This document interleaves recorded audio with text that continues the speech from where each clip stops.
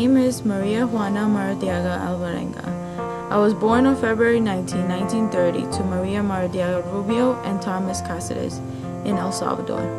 I was one out of 7 children, and we did what we could to make ends meet. My mother incorporated religion and discipline to me and my siblings at a young age, which will later on be passed down to many generations. January 26, 1956, I married the love of my life named Matias Alvarenga, whom I had 2 lovely daughters with.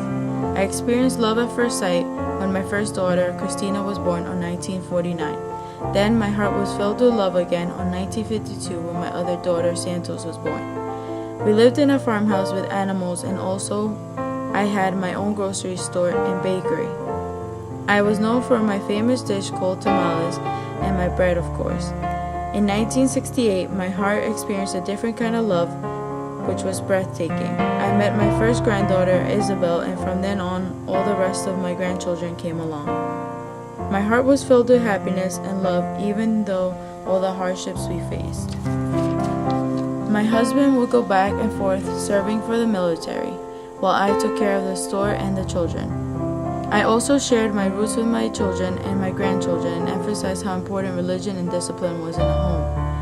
In 1984, my youngest daughter came to the USA, where she worked long hours to help provide for anything we needed. She also married and had 6 beautiful children. By 1987, my first great-grandchild was born to my granddaughter Isabel. I didn't meet her until 1994, which was an amazing experience. However, a year before that, my heart was broken when my husband died in May 1993. In 1996, my daughter Santos bought a house in San Miguel, and by that time, most of my grandchildren were grown. It was exciting to learn about my great-grandchildren, and in 2001, I first stepped foot into the United States.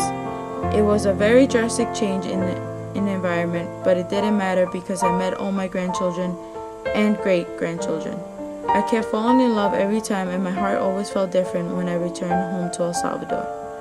But in July 2013, I finally had the opportunity to permanently reside in New York. It felt great to be reunited with my family.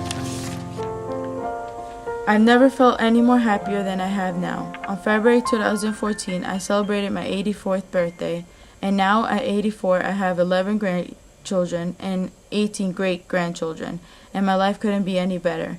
I thank God every day for the wonderful years I've shared with my family.